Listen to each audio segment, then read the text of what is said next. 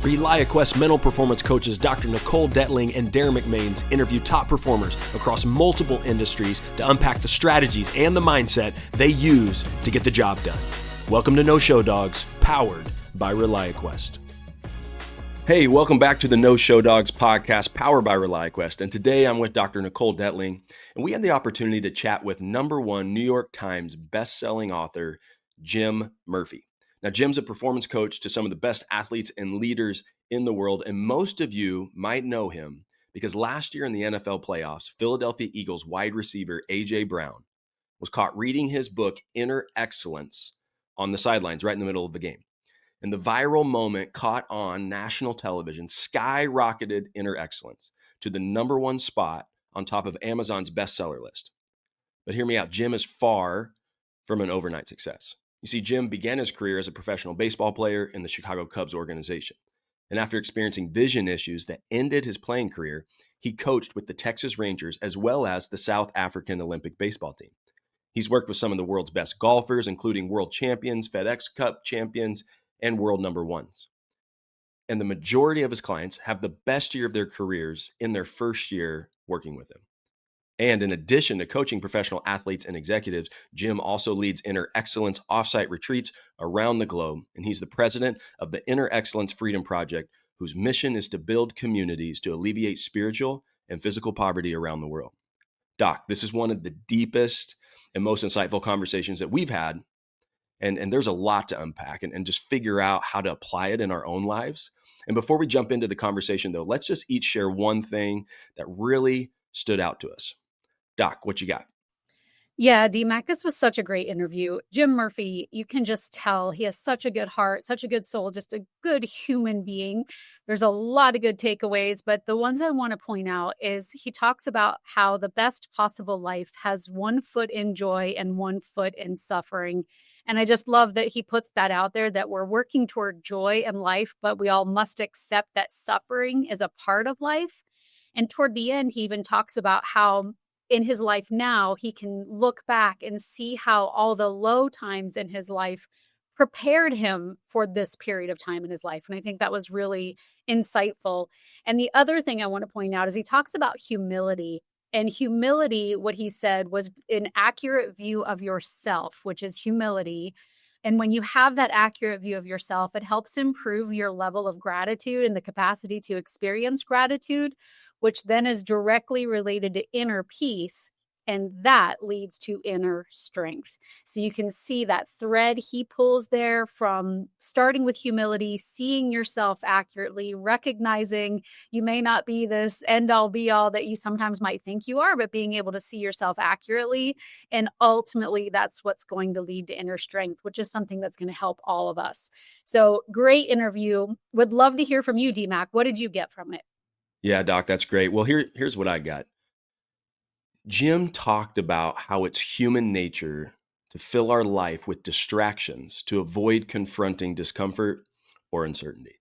And why to me that's so important to understand is that those feelings of discomfort are indicators of our ceiling. Our current discomfort reveals our current limits. And when we distract ourselves from that discomfort with our phones or our work or really any other behavior that makes us more comfortable, what we're really doing in that moment is that we're retreating. We are retreating to the safety of our own comfort zones and stealing from ourselves that opportunity to grow. For you business leaders, here's an example that comes up pretty frequently. It's that hard conversation you have to have with one of your teammates about them not executing at the level that they probably should be. And so instead of confronting that discomfort and working through it and having that hard and crucial conversation, you distract yourself. You distract yourself by just doing their work for them because you're more comfortable doing their job for them than having the challenging conversation with them. And when you do that, you wear yourself out, you stunt your growth, and you ultimately stunt their growth. Look, discomfort is a signal.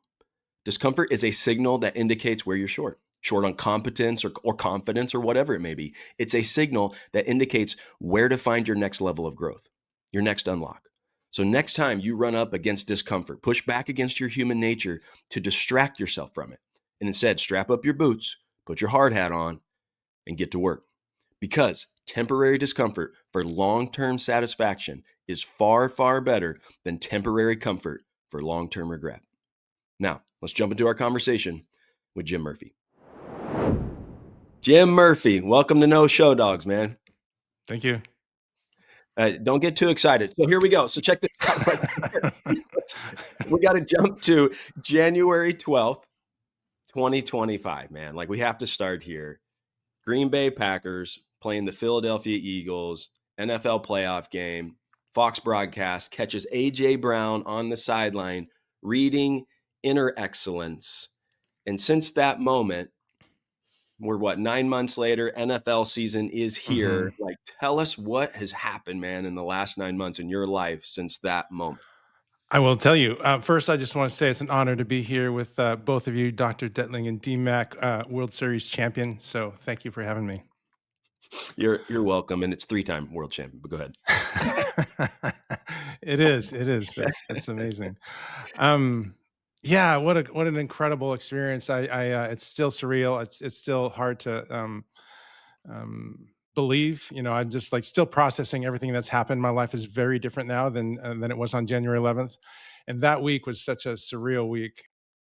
Such a huge shift in my life. My mom was dying. She died 4 days. So January 12th was when it all started with AJ Brown. It was the wild card game, Sunday night. I'm in Dallas, Texas. My mom was dying. She actually died 4 days later, and it was an answer to prayer. She was 91 and she was suffering, and so God took care of her. But it was a somber time in my life, and I'm in Dallas, walking around downtown Dallas, empty Sunday afternoon, no one around. I look up at this skyscraper and I see this skyscraper, and God asked, I feel like now it was God asking me. At the time, I just thought it's just a thought in my mind. And the question came to my mind, would you rather own that skyscraper straight out for whatever hundreds of millions of dollars it's worth, or would you rather have written The Best Possible Life, this book on the spiritual life that just came out in November? And I thought, no, I wouldn't trade it for hundreds of millions of dollars. I would rather take the book.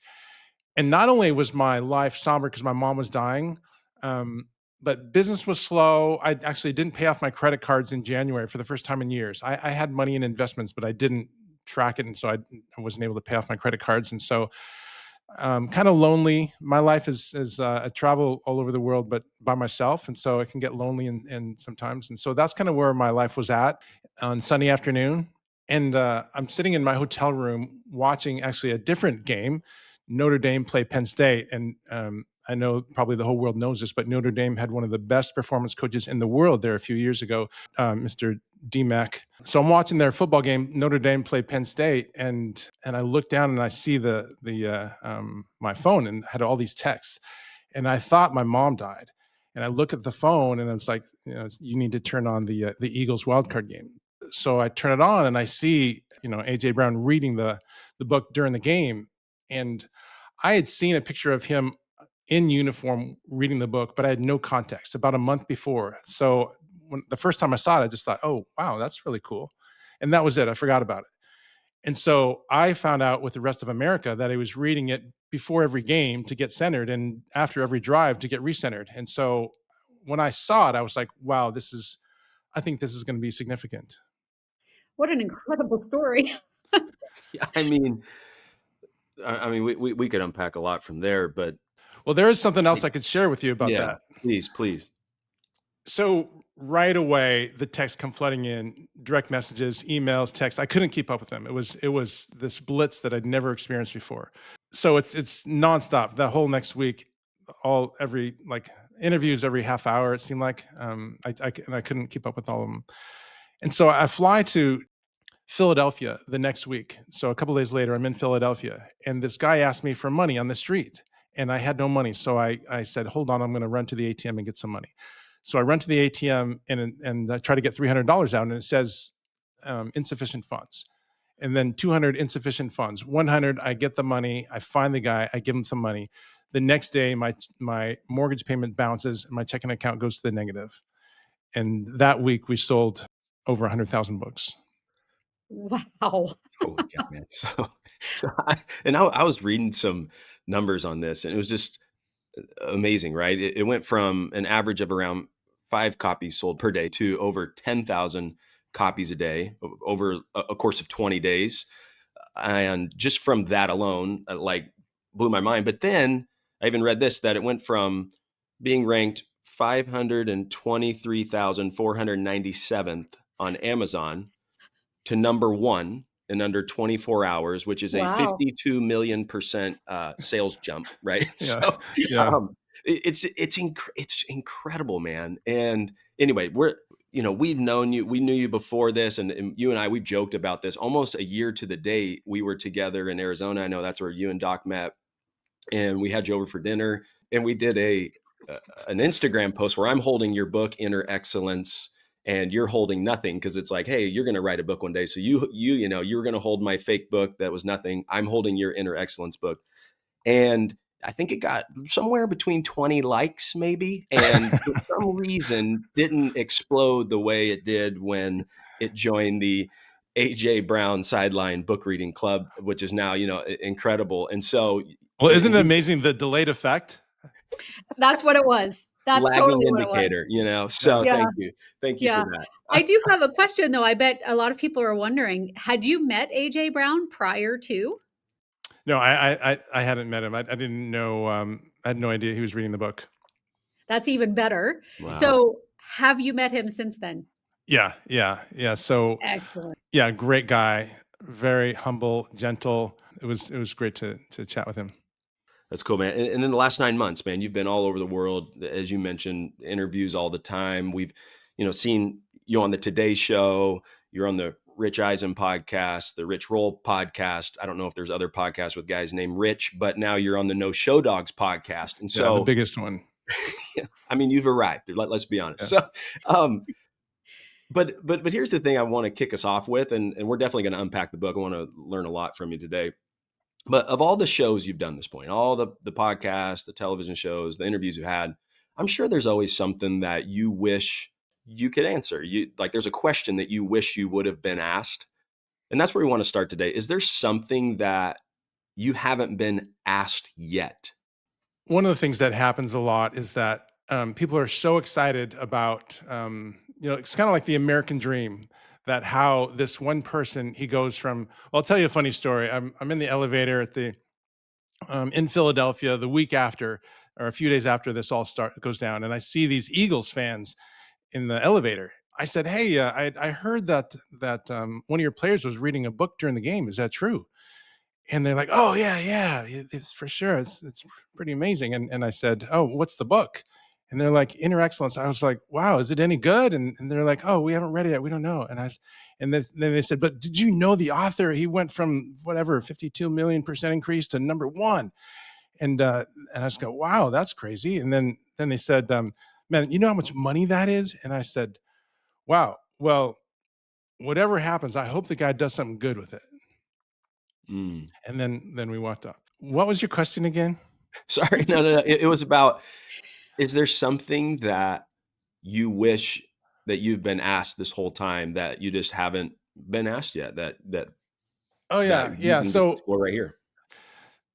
When I think of that question, I think about how everyone makes a big deal about how my life has changed, and my life has changed dramatically. And so this is true.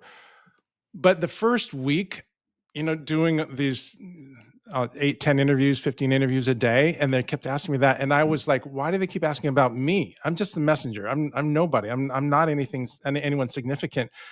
And the main thing, I was like, well, the thing to understand is the message something that we should learn? Don't think about me. I'm no one. Think about the message that selfless is fearless. Like, can you, like, he's using this book to help him get focused and centered in a game that's very dangerous. And where to be the best, like he's one of the best, you need to have this sense of fearlessness. And so is it something that I should be considering? And so that was the biggest thing for me, is like, why they keep asking about me? And I realized, oh, the American dream is to be rich and famous. And so, now we can start to get into really what is the true dream. What do we all want most? And that's what Inner Excellence is to help you clarify what you want most and move towards it. It's good. If you could distill Inner Excellence just into one guiding principle for world-class business leaders, what would you say it is? Yeah, I would say selfless is fearless. The biggest challenge that we face in performance in life is getting in our own way. Is this mind that overthinks, just way too many thoughts from way too many concerns, and a mind that is constantly judging circumstances and results and self and others. And when I say judging, I mean laying down a negative verdict and reacting emotionally. And then the third big challenge that comes from that self-centeredness is this self-consciousness and concern about what are people thinking about me. And in an age of social media 24/7, that comparison is bigger than it's never been before. And so the direct effect is a lack of freedom to just have fun, to be your best, and just to whether win or lose, succeed or fail, just give it your best shot. And so whether you're a business person or an athlete, stay-at-home mom or dad, the desire to master your ego and to overcome the part of your mind that, when I say ego, I think of the part of your mind that's always threatened, always comparing, and never satisfied. And then the willingness to surrender that to master it is the key. Jim, I love this. And I'll throw my hat in the ring to say I've read your book and it's phenomenal. And if anyone's listening to this who hasn't read it yet, they should go pick it up. There's a lot of really good wisdom and practical applications and strategies that people can use with that selfless is fearless being the goal and working on mastering the ego. Can you just share one principle, one strategy for our listeners of how they might be able to accomplish that? Well, the first principle of inner excellence is that everything is here to teach me and help me. It's all working for my good. And this is kind of under the umbrella of the number one goal of inner excellence is to learn and grow. And it's really to learn and grow in wisdom. I define wisdom as the unobstructed view of beauty and connections with God, self, others, your work, the environment, and possibilities. Unobstructed view of beauty, connections, and possibilities. And it's also to know who God is and therefore who you are, what He's doing in the world, and how you can join in. And so this is the greatest thing to pursue. And that's the difference between inner excellence and what I do and how I used to be and how the world's mindset is. The world's mindset is I just need to achieve, and I need to become somebody. And I do that through what I call the PALMS, this acronym: possessions, achievements, looks, money, and status. And we obsess about those things, like I've done most of my life, because it's our greatest need is for love, and our greatest fear is rejection as humans. And so the sense is, the subconscious sense is, if I can get more possessions, achievements, looks, money, and status, one of those five or all of them, then I'll be someone that's lovable. But the flip side is, if I don't get those things, then I won't be lovable and I'll be rejected. And so this is the great challenge that everybody faces. And then the more successful you are, the more talent that you have, the more likely you're going to get sucked into this obsession with these five things. And it's hard to get out of that, because you have some success and you get the cheers and like, oh, I'm somebody. I feel so good. I feel that love. It's not really love. It's just you did something that people liked. But if you do something people don't like, then it's gone. And so, real love is unconditional. And so you're getting this temporary satisfaction that becomes addictive. That's amazing. So it sounds like, I just want to make it clear for our listeners, if this is accurate, that this is something you work on your entire life. It's not a place that you arrive. You don't just do this principle and then you get there and you're good to go, but it's something you continue to work on throughout your life's journey. Yeah, the subtitle to inner excellence is train your mind for extraordinary performance and the best possible life. And the key is the last part, the best possible life. So why are you doing this? Your work, your job, your life, what is it that you really want? And isn't it to have the best possible life, a life of deep, enriching relationships with amazing experiences where you're learning and growing and making a difference in the world? Isn't that what you want, to feel fully alive? And so let's go for that directly. And what happens to people, like I said, especially if you have talent, if you're really smart or good looking or have a lot of talent, then you can get really easily sidetracked with these distractions of achievements, looks, money, status, etc. I'm not saying that those are bad. I'm a performance coach. I get paid to help people achieve great things, become world number one, etc., win Olympic medals. That's how I get paid. And the thing that I've learned is that if you want to be the best that you can be, then we need to learn how to be fully engaged in the moment, heart, mind, and body, unattached to what you're trying to achieve. And if you don't have a purpose beyond, making millions of dollars, becoming world number one, then if that's your highest goal, like it was for most of my life, Now you're just at the subject of all those things you can't control, and you're going to be happy if you get good circumstances and results, and frustrated if you don't, and that's you'll never be able to be as good as you can be in that pursuit. No Show Dogs is brought to you by ReliaQuest, the global leader in AI cybersecurity. ReliaQuest helps enterprise cybersecurity teams contain threats in minutes with its agentic AI security operations platform, Gray Matter. ReliaQuest makes security possible for the most trusted enterprise brands in the world. Learn more at ReliaQuest.com. Jim, when you mentioned, what we all want is love, it kind of made me think about, and when people cheer for you, I think we get mixed up the difference between love and adoration, right? I think when we perform, we experience adoration because people are cheering for us, but they're cheering for us because we did well. And I think one of the biggest challenges for, at least in my experience, especially with professional athletes, is the silence can be deafening when the career's over and no one cheers for you anymore. You become, quote unquote, at least in their mind, irrelevant, and that's how it feels. And there's a fella I've got to know who's marching towards retirement, and he's a lawyer and one of the best in the world at what he does. And his biggest fear is not being called on to do what he's, quote unquote, best at, right? And so he's working through that. And again, it goes back to, we think that adoration is love, and it's not. It's just, hey, good job, on to the next thing. And so how do you, if you're sitting with someone and they feel empty, they win that title, they win that gold medal, they win the tournament championship in golf, and I know you've done a lot of work on the PGA Tour. Like, what's that conversation like when they're sitting next to you and they thought, man, I thought this would be way more fulfilling than it really is? Well, let's look at your friend there, the lawyer. Okay. Okay. So he's considering, and I hope he's listening to this. He's considering his retirement, and so, because this is a very common scenario, like you're sharing, is that it's hard to leave something where you have meaning and where you feel it has meaning. And so, is it really meaning that he's missing? Is that why it's hard to let go, or is it a distraction? What I mean by that is for most people, if they're left alone with just their thoughts, no phone, nothing, then anxiety is going to ensue. They're not good at being alone with their thoughts, and so we want something to do so we can not be alone with our thoughts. And so this is a problem, because when you retire, now you're more alone with your thoughts, right? You don't have the busyness.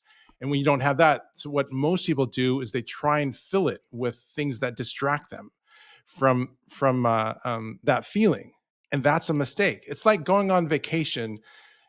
Like, I wrote an article called "How to Be on Vacation," and most people go on vacation to escape their lives. In other words, I just want to go on vacation to have pleasure. I just want to not think about work. I want to think about my life. I just want to go sip Mai Tais and sit on the beach.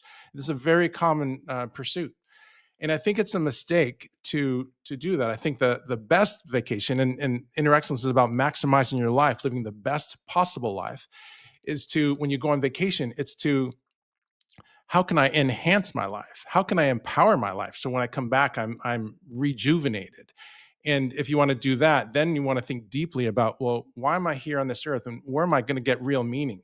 Because otherwise, like the lawyer friend, you're just going to, when you retire, you're just going to try and fill your life up with busyness so you don't have to be alone with your thoughts. And it's because we have this deep need for love. It's our deepest need. And so we have other needs too, for identity. We have actually 5 deep needs, identity, love and acceptance, purpose, integrity. Now we're getting into the Inner Excellence Retreat. Integrity means to be complete, and for growth. And so most people are missing one or more of those things at all times. And so everything they do is to try and get those met. And so if your friend says, look, I want to live a meaningful, fulfilling life, then it's really thinking about those 5 needs and how can I live with a purpose beyond myself so I can feel fully alive. Whereas maybe in the past, I was just really good at something.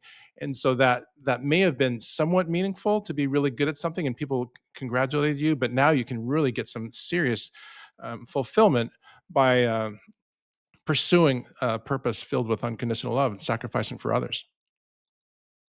When you take people through that on a retreat, is there a some sort of emotional or performance dip coming out of it? Because I think about the thing that drove them initially, where their ambition came from, whether it's chasing possessions or championships. Like they're probably now wrestling with, well, why am I doing this, right? And so, what do you do coming out of that? Again, first, do you see any emotional fatigue, hangover, maybe a slight performance dip right away? But then, what do you do on the backside to help them kind of like understand where that tension's coming from? Well, so as a pro athlete, you and I were both pro athletes. The obsession was, I think, for both of us, was just to be successful. I'm a hitter. I just want to get base hits. I want to get to the big leagues and be a superstar, and that's the obsession. And so the problem with that is there's just too much out of our control. And so inner excellence is to pursue fullness of life where you feel fully alive. And so that's the basic essence of it. Let's develop a life where we can feel fully alive and pursue that. And so you think, well, why do I want to be a superstar in the big leagues? It's because I want to feel fully alive. I want to have the best possible life. The problem that people run into is they have a single story for their life, which is what I did, is that I was obsessed. The best possible life is Jim Murphy to be a superstar professional athlete, NBA, Major League Baseball, NFL, one of those three, but it doesn't matter. But that's going to be my life. So after when I got injured and had to retire from baseball, I felt like I lost everything. And so the pursuit of the best possible life, that's the power. That's why you can have extraordinary success when so much is against you. And inner excellence, like Dr. Nicole mentioned earlier, inner excellence is, I spent 5 years full-time writing and researching this book, 2.5 years in the desert.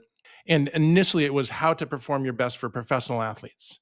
And so I set out to write the best book on mental toughness that's ever been written. And when I was in the desert, what I learned is that the heart is the key to your life, and that the path to the best possible life and the path to the most poise under the most pressure is the same path. It's a wholehearted path. And importantly, this is a human optimization pursuit. This is not for pro athletes. Like pro athletes is a subset of the human optimization or the human experience. Like that's one group that it'll help. But much more importantly, it's for the rest of us so we can live a fully alive life. Yeah, that's really good. When it comes to dealing with uncertainty, how would you coach a leader of whether it's an athlete or a business professional, whomever it may be? How would you coach them to stay grounded and still make those great decisions in seasons when there's no clear path forward? Well, having a purpose for your life is very crucial. So my purpose is to share God's love, wisdom, and courage with the world. And so making every decision out of that. And if you don't have a clear purpose for your life, then it's really hard to simplify your life. And if your life is not simplify meaning this is how I want to feel, this is how I want to live, this is who I want to become. And these are the people that have the wisdom that I want to learn from. If you don't have these things, then you're going to get distracted and your mind's going to be cluttered. And then with a cluttered mind, now, you can't be your best. There's no way. So we need to find a way to have a clear mind and unburdened heart. And the only way that I know of to have that is to have a clear purpose beyond yourself. And so what I do with Inner Excellence is we start by how do you want to feel in your life? Every person that I work with, it's how do you want to feel? And how do you not want to feel? So I think if it's WTF and DWTF, want to feel, don't want to feel. And that's where we start. And then we get into more of this pursuit of developing the habits of thought and action every day to get those feelings, and realize that we don't want to be led around by our feelings. But when you're living in love and not fear, when you're walking in that fearlessness of love, it feels a certain way. So we want to develop the awareness of what does it feel like when I'm at my best and when I'm fully alive, and what adds to it and what takes away from it. Jim, when people are at your retreats or you're coaching the individuals, again, whether sport, business, doesn't matter. I think one thing that comes up a lot is in pursuit of the best possible life. I think people maybe expect that chasing their best possible life is going to be really enjoyable. And maybe it is, I don't know. But how do you help people when they start pursuing that, and they're going to have to let go of some things? They're going to have to let go of old beliefs, old habits, old relationships. They're going to have to let go of their old ideas of what success looks like. And that there's pain in that because there's There's maybe a realization of like, ah, shoot, I've missed out on some stuff or whatever it could be. And then the new things are really hard and clunky and maybe not quite as fulfilling as they thought they might be at the beginning, right? Because you're coaching them through this whole thing. And so when you're walking alongside somebody or you're coaching people through a retreat, like how do you talk them through that piece, that the best possible life might not be the best feeling life at the beginning? Okay, so let's talk about two things. We're going to talk about belief. Expanding what you believe is possible is one of the three critical areas of inner excellence. There's belief, freedom, and focus. Those are the three areas that everything we do focuses on, those three areas. And so I'm going to talk to you in a minute about how do we expand what we believe is possible so we can achieve things we've never achieved before. And then before we get there, I want to talk about the best possible life. And you talked about it may not be easy. So the best possible life has one foot in joy and one foot in suffering. And so it's not how I would draw it up. If I was going to be God and create the universe, I would go one foot in joy, one foot in joy. But I'm not telling you how what I want. I'm telling you what I've observed. If you want to have an extraordinary life with amazing experiences, deep enriching relationships where you're learning and growing, making a difference in the world, we need one foot in joy, one foot in suffering. It's just how the universe works. I mean, if you want to build big muscles, there's no way to do it except for you got to break the muscles down. There's no way to gain wisdom. You got to go through things. You have to experience trouble and difficulty and embrace it and look for the learning. So let's talk about beliefs now. So beliefs are like the fundamental aspect of inner excellence. You can think of the three pillars of inner excellence: belief, freedom, and focus as best friends forever, BFF, with belief kind of being the number one. It's so crucial. It's really hard to do anything that's outside of what you believe is possible. And when I say beliefs, I mean a subconscious comfort level with what you feel is possible. How do we expand what we believe is possible? This is crucial. And so it's super important to understand that beliefs are feelings. Not every feeling is a belief, but beliefs are feelings. And so when we come to the edge of our feelings, we're coming to the edge of our beliefs. In other words, when I'm too uncomfortable, I get to the point like, oh, I'm just so uncomfortable. I've got too much fear, too much anxiety. Oh, the pressure, like, what if I screw this up? That's where at the edge of our feelings, now you're at the edge of your beliefs. And so inner excellence is about expanding what you believe is possible. So how do we do that? We're going to look for those moments where we come to the edge of our beliefs and feelings where we're really uncomfortable. And we're going to go pursue those moments. We're going to look for them, pursue them, and embrace them as our teacher. And the way we're going to do that is we're going to ask ourselves, like if it's one of those days where you're going to have that big presentation or something that where you can be really nervous, you're going to ask yourself, am I willing to fail? Am I willing to face my fears? Am I willing to face and have any feeling? Am I willing to look foolish? If you're not willing to have any feeling, which most of my life I haven't been willing. I mean, I've never even asked myself that. I didn't even think about it. But if you're not willing to have any feeling, well, now we're constantly on the lookout. So we have a subconscious mind that has two main roles: one, to protect us, and two, to line up our results and circumstances with what we believe. And it doesn't care what you believe; it just wants to line up. It doesn't matter whatever you believe; it wants to bring you those results and circumstances. And so that's why expanding what you believe is possible is so crucial. Yeah, I really love this. And I love that BFF in the book as well. That was really good. I'm curious then, how would you recommend leaders balance that dichotomy of finding your purpose, optimizing your life, expanding what you believe is possible, and staying in that moment while also being hungry for growth and pushing toward achievement that's still out there for them that they still want to go to? How do you balance that dichotomy? What really got me thinking about this was Conor McGregor, the mixed martial artist. And so when he was a young fighter, he would go into the ring and he would get really nervous. And he wasn't used to it. He's like, he never had these nerves before. And so he was like, what am I feeling? And so what he did was he started to look for the feeling and embrace the feeling. And I was like, yes, that's it. That's so crucial. And so, but you're not going to embrace the feeling if you're too afraid of the feeling. It's like Tom Cruise said so powerfully, and he's famous for not just his movies, but doing all the stunts. He does, these crazy stunts, right? And so what he said that I thought was so powerful is that I'm afraid just like everybody else, but I'm not afraid to be afraid. And this is crucial. It's like Tom Brady talking about the quarterback, about his success, and it's about building things, and to build things, to build a career, to build something great, you have to be willing to fail and try different things. And so why are we so afraid of failure? Because our greatest need is going to be threatened, to be loved. If I fail, I may not be lovable. And so the antidote to that is, don't try so hard to be lovable, but to love. Because when you love, joy is the byproduct. And joy is very closely linked to fullness of life. Great stuff, Jim. I think about your results and circumstances have changed a lot in the last 9 months. How have you seen this come up internally for you, where you're, I know you really well.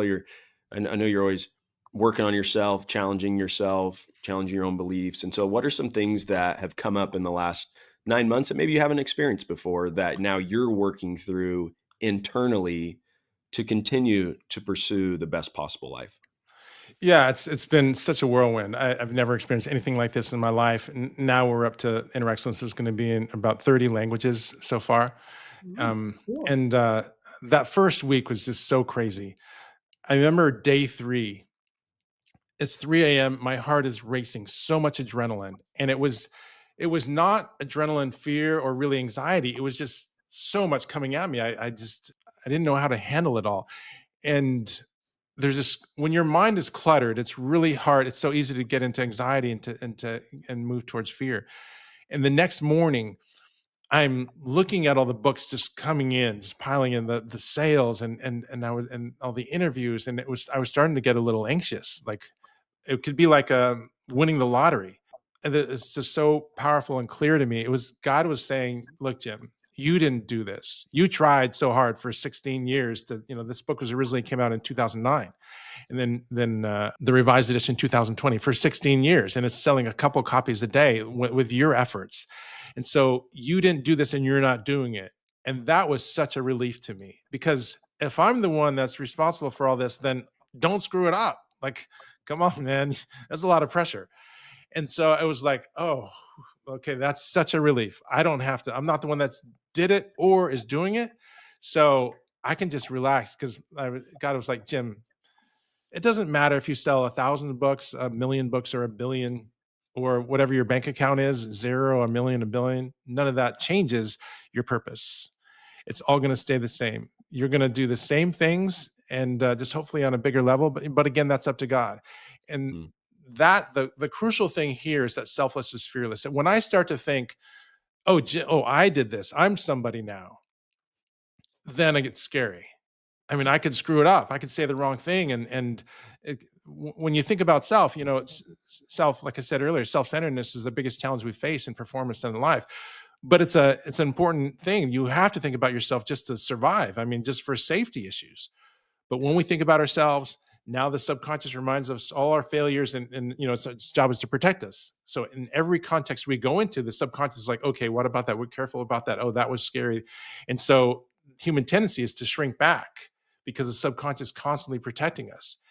And so, but if you want to live an amazing life, we need to be able to take the risks to fail, so we can try new things and learn. There's no way to learn without failure. How do you love people and tell them no? Because I think about you in the last 9 months. I can't imagine all the requests that have come in, and you've had to, I'm sure, put in some guardrails, and you've had to give out a lot of no's. Like, there are things that you can and can't do now.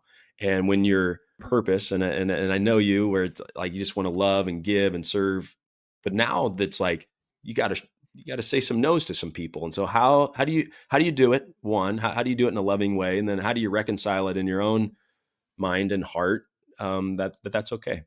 I think the first thing is, it's like I talked to some of my pro athletes that are pro golfers. When you're at your home course, you can't be stopping your practice every time someone wants to say hello. And so, because what happens when you do that, you stop to say hello, but you feel distracted, a little annoyed. And they're talking about whatever, the weather and last tournament. Oh, that was a great birdie you had, or whatever. And the whole time you're like, okay, okay, okay, I got to get back to work. And so you're not present to them. And it's just not a good experience. I said, but if you love them, you can cut them off quickly. And so the idea is that you really want the best for them. And because if you're judging them, saying this person doesn't know this is my office, I'm working, start to think negative about them, then now you got negative energy, and that can impact your day. We want to make sure that your energy is the number one thing in your life. Every day, your energy, that's who you're becoming, that your beliefs are energy. And so we need to make sure that your environment is surrounded by things that are bringing in love, wisdom, courage into your life, into your heart, into your life every day. I'll tell you a quick story. So I had this pro golfer, PGA Tour golfer. He comes off the golf course and goes to the gas station and fill up his tank, thinking about his day, like a lot of us do after work, still thinking about our day, and doesn't pull to the second pump, just stops at the first pump, and the car behind him wanted him to go to the next pump. And so laid on the horn and squeals the tires, goes around him, gets out, is cussing him out. And he was like, "Oh, hey, sorry, man." And then the passenger's cussing him out too. And then after he apologized a couple of times, he's like, "Look, that's enough." And I said, "Oh, all right. So thanks for sharing. How did you feel after that?" And he was like, "Not good. I was tense for several hours." And I said, being an inner excellence client, he knows the difference between joy and happiness, because we always want to make sure we're defining terms. So we're very clear about what we're pursuing. And I define joy as a deep sense of well-being, freedom, and gratitude, independent of circumstances and results. It's an inner buoyancy and delight that comes from love. Whereas happiness is a positive temporary feeling based on what's happening. Good results and circumstances, good feelings. I'm smiling. They're not good. I'm not smiling. And so I said, okay, if I had a magic wand, well, first I said, how would you like to feel if you could have felt anything from that experience? Because you said you're tense for a couple hours and it really impacted your day. This guy that you didn't know who he was, some stranger. And he said, well, first of all, I think I acted appropriately. I apologized, then I stood up for myself. And I'm like, well, that may or may not be true, but that's not what I'm asking you. I'm asking you, if you could have any feeling in the world in that moment, I had a magic wand, I could give it to you, what would you like? And he said, well, of course, joy. And I said, oh, okay, joy.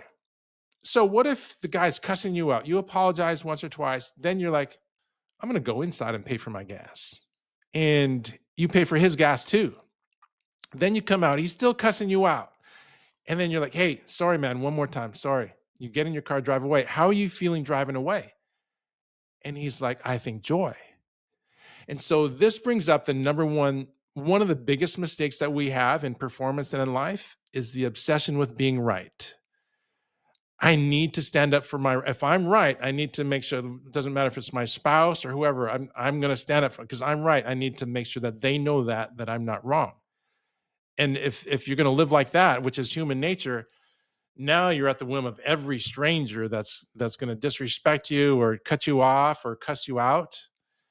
And so if you've got big goals and dreams, you can't let strangers pull your strings. This is incredible. Jim, I swear I could ask you about 27 more questions, but out of love, I am going to cut this short because I know that you probably have a lot of other interviews and other people wanting your time. And so, first of all, thank you again for spending the time here. But I do want to get to the last question that we ask every one of our guests, which is, what are some of the things that you've been willing to do that others haven't, that have helped you have the success that you've had up to this point? I mean, I study peak performance, and I really want to learn how to live the best possible life for myself and for both of you and for the world. I want to share that with the world. And I think there's two things that are really crucial that come to mind right away. One is that I talk about this in the best possible life, that how much does Michael Phelps deserve credit for his 23 gold medals out of 100%? If you have some God or the universe and some him, you divide it out of 100, is it 50-50? I wrote about this in depth in the book, but I feel it's 98% God. And so if Michael Phelps, possibly the greatest athletic achievement in human history, 23 Olympic gold medals, more than most countries, if he only deserves 2% of the credit, what do I deserve? And so humility, I define as an accurate view of self.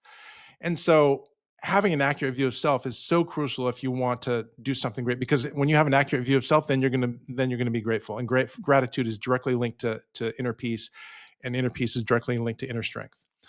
And But when I look back on my life, what are some of the things that might have been helpful that are somewhat unique? Like, I mean, going to the desert, I gave away over half my possessions, including my TV, before streaming, and went to live a life of solitude. I think that's fairly unique. And then the book, that Inner Excellence, it was 5 years of full-time writing and research for 50 to 60 hours a week for 5 years straight. I think that's also not super common, especially when you write a book. And then, I spent my life savings and went $90,000 into debt. And so if we just look at those two things, I think it was kind of a willingness to fail and to say, like, I may never, like, what if I would have died January 11th, 2025? I mean, I had in my phone for years, I'm a New York Times bestselling author. It never happened until that week. And so my life is completely different now. Thanks for what God did, and through AJ Brown, especially. Now I look back at my life, I see that all the low times have been training for me. I had no idea during all the really hard time. I had a near mental breakdown when I came out of the desert, 2.5 years there. I was $90,000 in debt, and like I said, spent my life savings. And now I see that God was preparing me for this season in my life right now. I had no idea, and I think that's so crucial for you guys to understand, is that there's a creator of the universe who has this energy that grows the grass and spins the earth and holds the stars in place, and that energy is filled with love, and we can all connect with that energy. And I think we've all connected with it when we felt alive, and we felt most alive when we're doing something that's connected or in service to others. That's one of the most powerful ways. That's great, brother, man. Thank you. Thank you so much, as Doc mentioned before, for just spending some time with us today. We've been looking forward to this one for a long time. So just thank you for that. How can people find you, man? And tell them about the books a little bit. And I know we talked a lot about them, but where can they find you if they want to follow Jim Murphy and learn more from you? Well, you can go to innerexcellence.com and sign up for my newsletter. But also, I'm on social media, Inner Excellence Jim Murphy on Instagram, and the other social media outlets.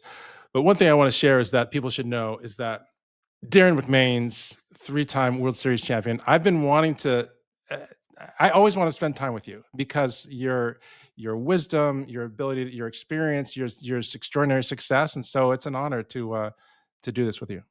Well, thank you. That's really nice. And I don't even know what to say, but thank you for that. And I think just in that, I hope what people hear is how you serve others, right? Because we're wrapping this thing up, and then you choose to say that, right? Choose a way to show love for someone else, of someone that, we've known each other for a while now. And so I just, like, that's what it looks like. That's what it feels like. And then on this side, I'm like, it makes me feel really good. Thanks, Jim. And so anyway, just thank you for being you.